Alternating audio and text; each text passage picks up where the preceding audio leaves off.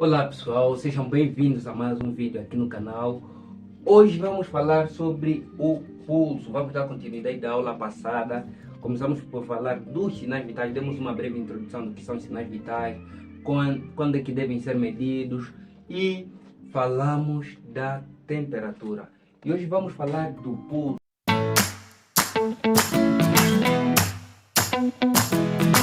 O que é importante, o que é que você deve saber do pulso? Você deve saber o conceito de pulso. O que é pulso? Quando te perguntam o que é pulso? Pulso vai ser a delimitação palpável da circulação sanguínea resultante dos batimentos cardíacos. Ou seja, vai ainda ser a distinção das paredes das artérias pela pressão sanguínea resultante também da contração ventricular. Ok?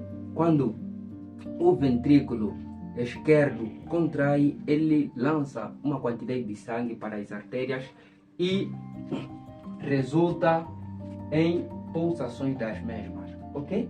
Então, você deve saber o conceito de pulso. E uma coisa bem importante também que você deve saber é o valor normal de referência do pulso. Você deve saber o pulso, o valor normal para adultos que estejam em repouso, não fizeram nenhuma atividade física, não estão com emoções, não estão com medo. O pulso vai ser de 60 a 100 batimentos por minuto. De realçar que o pulso ele varia consoante a idade. Em crianças, normalmente o pulso será um pouquinho mais acelerado. Então, nós já falamos no vídeo passado quais são os fatores que alteram os sinais vitais. E qual é a outra coisa importantíssima que todo enfermeiro deve saber? Características e alterações do pulso. É importante nós conhecer as características e alterações do pulso para saber quando é que há uma anormalidade e algumas terminologias básicas que você vai encontrar aqui. Então, o pulso, as características do pulso, quanto à frequência, o pulso ele pode ser classificado quanto à frequência, quanto ao ritmo, quanto à amplitude e quanto à comparação. Importante você saber isso. Quanto à frequência, o pulso classifica-se em bradicardia ou bradisfigmia e taquicardia ou taquisfigmia. Quando é que estaremos diante de uma bradicardia? Estaremos diante de uma bradicardia quando os valores estiverem abaixo de 60 batimentos por minuto. Quando os valores estiverem abaixo de 60 batimentos por minuto, estaremos diante de uma bradicardia. E estaremos diante de uma taquicardia quando os batimentos estiverem acima do normal. Quando os batimentos estiverem acima do normal, estaremos diante de uma taquicardia ou taquisfigmia. E quanto ao ritmo, o pulso pode ser classificado em rítmico, arritmíco, extrasistólico e dicrótico. Quando é que estamos? O que é o ritmo? O ritmo vai ser o período em que as contrações se sucedem. Já a frequência é o número de pulsações por minuto. O ritmo vai ser o período, ou seja, a diferença em que as contrações se sucedem. Pulso assim, quando é que estamos diante de um pulso rítmico? O pulso é rítmico quando tem ritmo, quando o período entre as contrações forem iguais. Estamos diante de um pulso rítmico. Quando o intervalo entre as pulsações forem desiguais, estaremos diante de um pulso arrítmico. E pulso com ritmo extrasistólico, extrasistólico, quando existem pausas nas contrações. Quando existir uma pausa entre uma contração, então estaremos diante de um pulso extrasistólico. Ah lá, mas professor Avelino, eu não entendi. Ok. diante do pulso extrasistólico, imagine agora que a sua mão é o coração, ok? E o movimento da contração é sístole, né? A sístole é o movimento da contração. Então, imagine que o teu coração nesse momento está a fazer isso. Tra, tra, tra, tra, tra. Ele está a bater desta forma. E quando estamos diante de um pulso extrasistólico, existem pausas. Tra, tra, tra, tra, tra, tra. Isso é um pulso extrasistólico, porque existe pausa em uma contração. Tra, tra. O normal seria tra, tra, tra, tra, tra, tra, tra. Ok? É isso, estamos diante de um pulso extrasistólico. E quando é que estaremos diante de um pulso dicrótico? Tal como diz o nome, estaremos diante de um pulso dicrótico quando temos a sensação de dois pulsos ou de dois batimentos ao mesmo tempo. Quando nós temos a sensação de dois batimentos ao mesmo tempo, estaremos diante de um pulso dicrótico. E agora vamos na amplitude. É importante avaliar a amplitude? É muito importante avaliar a amplitude. O que é que acontece?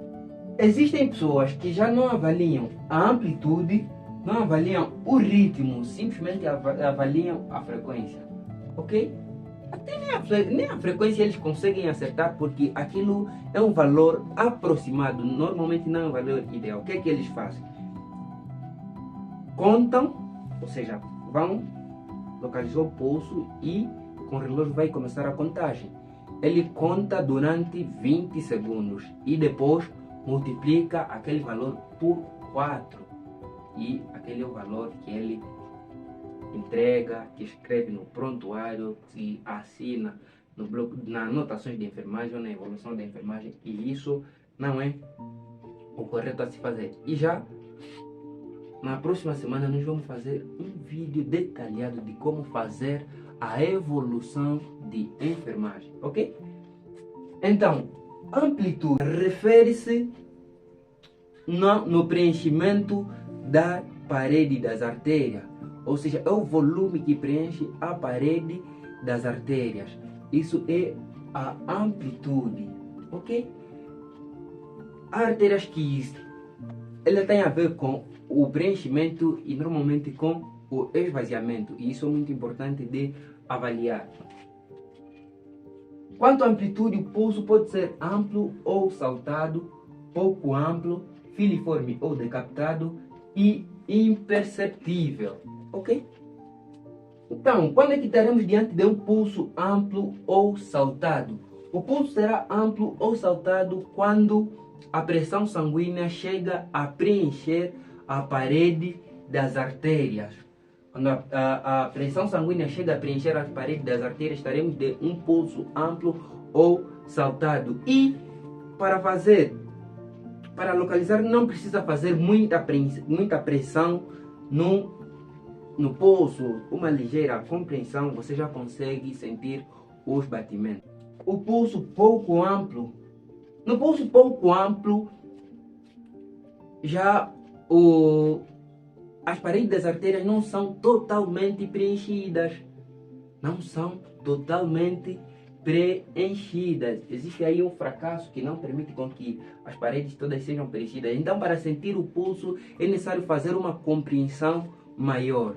E temos ainda o pulso filiforme ou decapitado.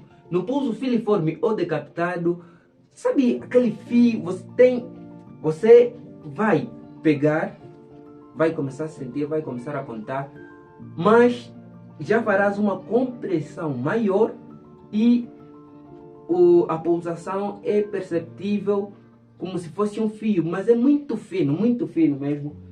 E estaremos diante de uma amplitude, ou seja, um pulso filiforme ou decapitado, quando temos a percepção ou a sensação de um fio.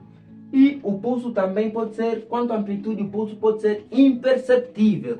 O pulso é imperceptível quando nós não conseguimos perceber o pulso, tal como diz o nome. Aqui não tem muito mistério. E quanto à comparação, é importante sabermos quanto a comparação, como é que está o pulso. Comparação. Vou aqui dar um bom exemplo. Antes de falar da comparação, vou falar dos locais onde é que são mensurados o pulso. Existem várias artérias onde são mensurados o pulso, ok?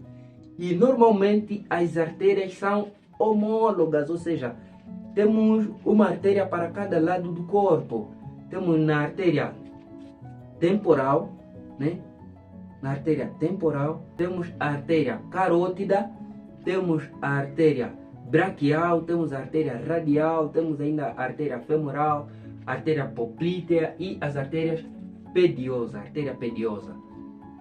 Ok? Então, vamos dar o exemplo da artéria radial.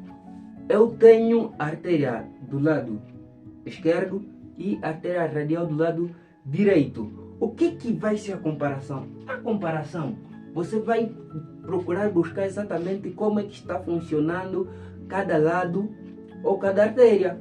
Vai pegar a artéria radial do lado direito, vai ver o ritmo e vai ver a amplitude. Ok? Se você encontrar um ritmo e amplitude iguais, estarás diante de um pulso com comparação simétrica. Okay? Comparação estará simétrica. E quando você avaliar o pulso radial direito e for para o pulso radial esquerdo e haver uma disparidade de resultados, a amplitude do lado direito está amplo ou saltado e no lado direito está pouco amplo, então aí estaremos diante de um pulso assimétrico. No ritmo também acontece a mesma coisa. Quando o lado direito estiver rítmico e o lado oposto estiver arrítmico, então estaremos diante de um pulso assimétrico. Okay?